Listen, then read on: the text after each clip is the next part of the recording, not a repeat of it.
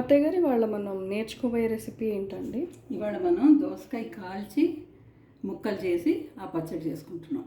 Okay. దానికి కావాల్సిన ఇవన్నీ మినప్పప్పు, శనగపప్పు, ఆవాలు, పసుపు, ఉప్పు, ఎండుమిరపకాయలు, పచ్చిమిరపకాయలు, మెంతులు, కొత్తిమీర, కరివేపాకు, ఇంగువ, చింతపండు. ఓకే. ఇప్పుడు మనం దోసకాయ ఏం చేయాలంటే కొద్దిగా నూనె అప్లై చేసి అప్పుడు స్టవ్ మీద పెడితే మనకు తొందరగా పొట్టు అనేది వచ్చేస్తుంది. ఓకే. ఇప్పుడు కొంచెం అప్లై చేద్దాం దోసకాయ.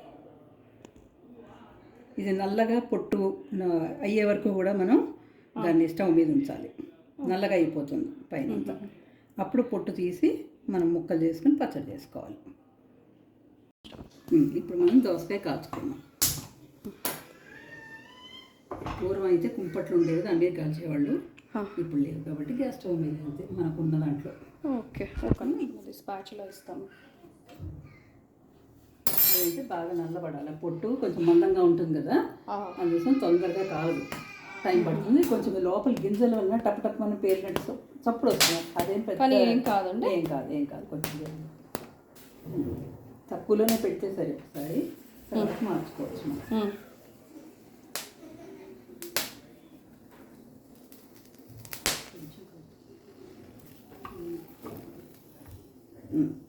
ఒక సైడ్ కాలిన తర్వాత అప్పుడు మళ్ళీ తిప్పుకుందాం. ఓకే. అలా మొత్తం నల్లటి మచ్చలు వస్తాయి మొత్తం. ఓకే. అప్పుడు అది లోపల ఉడికినట్టు అన్నమాట. ఇప్పుడు కాలిపోయింది దోసకాయ. ఇప్పుడు ఇంక మనం ఆపేసుకుని స్టవ్ చల్లారిన తర్వాత పొట్టు తీసి ముక్కలు చేసుకోవాలి. ఇప్పుడు చల్లారింది, ఈ పొట్టు తీసేసుకోవాలి. శుభ్రంగా తీసేసుకుని మామూలు పచ్చడి మామూలుగా చేసినప్పుడు ఏమవుతుంది, మనం పైన పీలర్తో తీస్తాం కదా, ఇది ఇలా ఉడికింది కాబట్టి అదే వచ్చేస్తుంది మొత్తం. దీని రుచి వేరే ఉంటుంది. ఇప్పుడు దీన్ని ఇది అయిపోయిన తర్వాత ముక్కలు చేసుకుని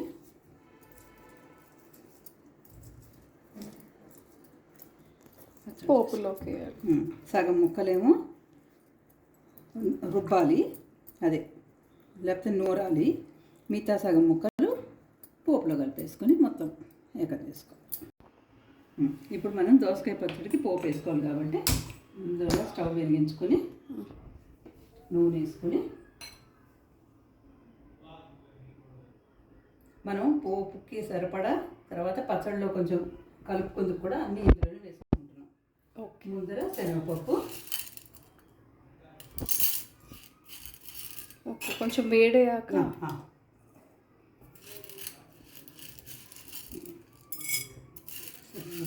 శనగపప్పు వేగిన తర్వాత అప్పుడు మినపప్పు. కొంచెం లేట్గా వేగుతుంది శనగపప్పు. ఓకే. కొంచెం ఎక్కువ వేద్దాం.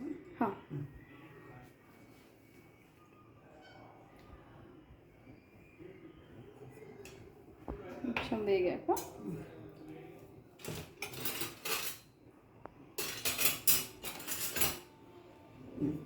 ఇది కొంచెం వేగిన తర్వాత మినపప్పు వేసుకుందాం, వేగాలి.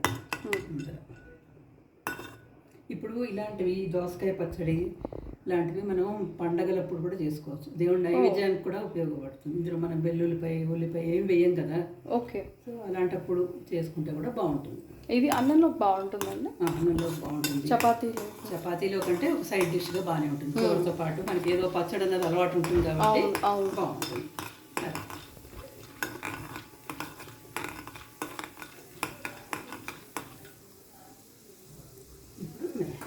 ఓకే. ఇది వేగిన తర్వాత అప్పుడు ఆవాలన్నీ వేసుకున్నాం, మెంతులు అన్నీ.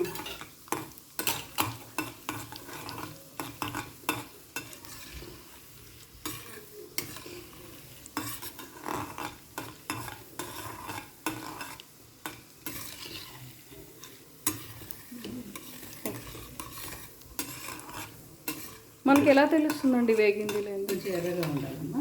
కొంచెం ఎర్రబడితే కానీ మినపప్పు గింజ కొంచెం కొద్దిగా ఎరుపు రావాలి కదా, లేకపోతే పచ్చి పచ్చిగా ఉంటుంది. ఓకే. ఆవాలు,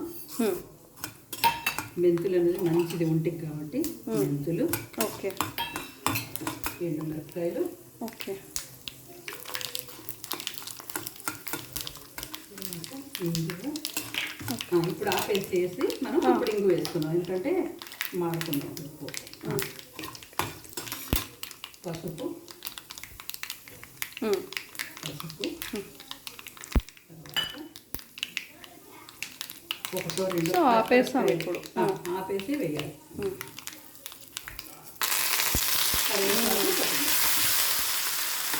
ఓకే,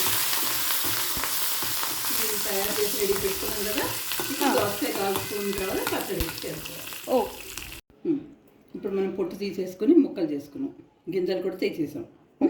ఇప్పుడు మనం ఉప్పు కావాల్సినంత, నానబెట్టిన చింతపండు ఉంది, తర్వాత కొంత పోపు.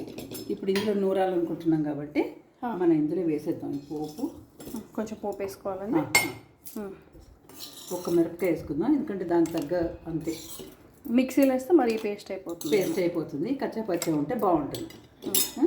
అది ఒక్కసారి దంచిన తర్వాత వేద్దాం ఉప్పు ఇది. ఓకే, ఇప్పుడు చింతపండు, ఉప్పు. పోపు మొత్తం పేస్ట్ అవ్వక్కర్లేదు కదా? అక్కర్లేదు, కచ్చా పచ్చా చేసుకుంటేనే బాగుంటుంది. అది పంటికి తగులుతూ బాగుంటుంది. ఇప్పుడు కొంచెం చింతపండు నలిగేలాగా మెత్తగా. ఇది చూస్తుంటే ఒక పాట గుర్తొస్తుంది. ఏం పాట? నువ్వు చెప్పు. మీరే చెప్పండి. అత్తలేని కోడలు ఉత్తమురాలు. చీచి కాదు. ఇప్పుడు కొత్తగా పాడాలంటే మనలాగా అత్త కోడలు పాడుకోవాలనుకో, నేనేం పాడతా అంటే, అత్త ఉన్న కోడలు ఉత్తమురాలు, ఓయమ్మ కోడలున్న అత్త గుణవంతురాలు. అది. ఓకే, ఇప్పుడు కొన్ని ముక్కలు వేసుకుందాం. ఓకే,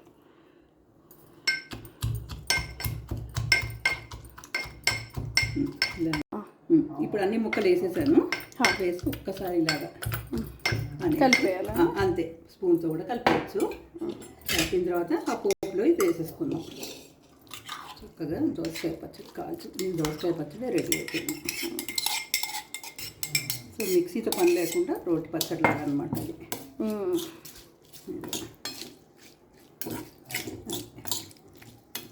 ఇది నైవేద్యాలు కూడా బాగుంటుంది, పండగలప్పుడు పూజలప్పుడు నైవేద్యం పెట్టడానికి కూడా చక్కగా ఉంటుంది.